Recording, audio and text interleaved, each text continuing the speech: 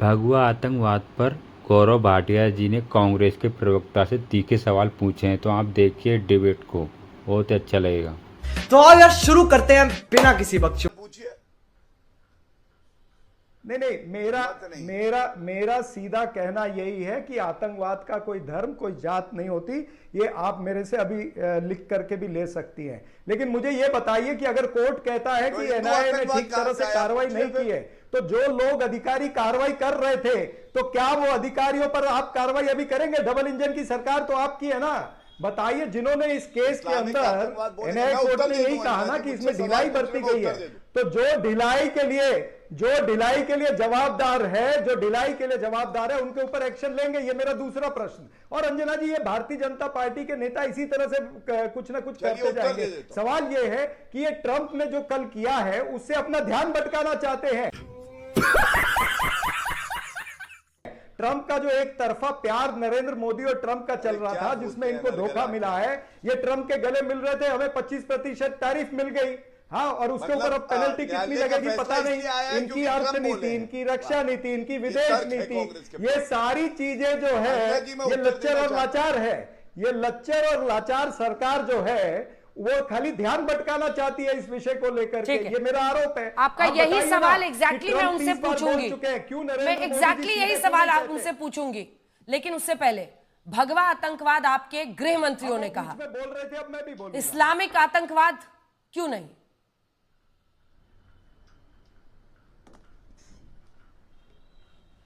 सापरा साहब, हमारे गृह मंत्री अभी तो हमारी सरकार नहीं है। आज जो एनआईए की कोर्ट ने कहा है कि ये मामले में तहकीकात ठीक से नहीं हुई है, वो चाहे 2008 में नहीं हुई हो ठीक से या आज नहीं हुई हो, उसके ऊपर कार्रवाई करेंगे कि नहीं करेंगे, ये सबसे बड़ा मुद्दा है। जो मृतक परिवार है, उनको न्याय मिलेगा कि नहीं मिलेगा? ये डबल इंजन की सरकार इसी तरह से बॉल खेलती रहेगी। वो तो इस्लामिक आतंकवाद कभी नहीं बोलेंगे। लेकिन गौरव भाटिया जी, वो कह बाप को भेज, तेरे बस की बात नहीं। कह रहे हैं कि 25% टैरिफ लगा दिया है डोनाल्ड ट्रंप ने। इस मुद्दे से भटकाने के लिए आज ये मुद्दा आप लोग उछाल रहे हैं। अब अंजना जी, कभी कभी मुझे ना शर्म आने लगती है कि हम लोगों को ऐसे प्रवक्ताओं से चर्चा करनी पड़ती है, बेतुके सवालों के उत्तर देने पर्सनल मत पड़ते करिए हैं। इसको, पर्सनल। भारत का न्यायालय इंतजार कर रहा था कि डोनाल्ड ट्रंप टैरिफ लगाएंगे और ये फैसला हम दे देंगे। एक मिनट शांत करा लीजिए, शांत कराइए। ये आपको शर्मिंदा होना बहुत जरूरी है। और पेनल्टी कितना लगेगी, पेनल्टी कितना लगेगी, ये पता नहीं है। अब आप देखेंगे, आप गले मिल रहे थे इनको ना, चुप कराइए। अब 25% तारीफ गले पड़ गई ना, भारत के गले पड़ी ना। ये प्लीज ठीक इनको बात बोलिए। है। जब तुम मेरे बीच में बोल रहे थे तब क्या ठीक था है, भाई? राहुल गांधी के प्रवक्ता हो, राहुल गांधी जैसी बातें ठीक है, अब सापरा साहब आपने भी बीच में बोल लिया, अब बीच में बोल लिया, अब जवाब लेते हैं। राहुल गांधी जैसी बातें, ये सब बातें आप करोगे, मैं भी कहूंगा। देखिए अंजना जी, सबसे पहले तो अगर हमारी न्यायपालिका के ऊपर इस तरह का सवाल किया जाएगा कि बाहर से कोई नियंत्रित करता है, क्या न्यायपालिका ने फैसला आज इसलिए दे दिया क्योंकि ट्रंप ने कल टैरिफ लगाया है? ये तर्क है कांग्रेस के प्रवक्ता का। ऐसा तर्क केवल राहुल गांधी और उनके प्रवक्ता दे सकते हैं। दूसरी बात, मैं आपको एक और उदाहरण देता हूं, तुष्टीकरण की राजनीति क्या होती है। सुनिए, प्लीज शांत करा लीजिए अंजना जी, प्लीज शांत करा लीजिए। एनआईए पे कार्रवाई करेंगे कि नहीं करेंगे, ये बताइए ना। धन्यवाद। बहुत अच्छा लग रहा था ना मेरे बीच में बोलने का। ठीक है मैं सापरा साहब, बताऊंगा अगर आप चुप होंगे। सापरा साहब हो गया, अगर आप चुप होंगे तो मैं हो गया बताऊंगा। सापरा साहब, हो गया। हाँ जी चलिए, बोलिए गौरव। चलिए अंजना जी, देखिए इनको एलिमेंट्री लीगल नॉलेज नहीं है, विधिक जानकारी भी खत्म। Bye bye, tata, good bye, गया नहीं है। 2008 में हमला हुआ, सरकार इनकी थी।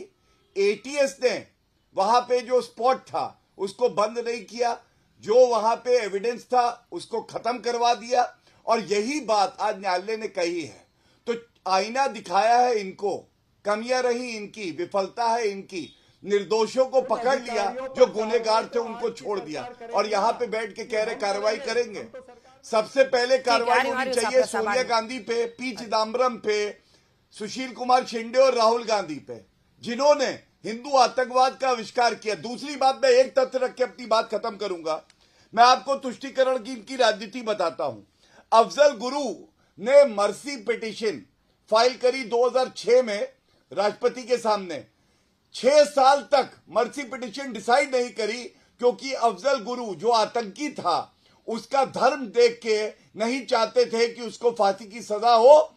और इसलिए मैं कहता हूं, जिसे जाकिर नायक में शांति का मसीहा दिखाई देता है, जो आतंकियों को अपना मानता है, वो क्या भारत के साथ वफादारी करेगा।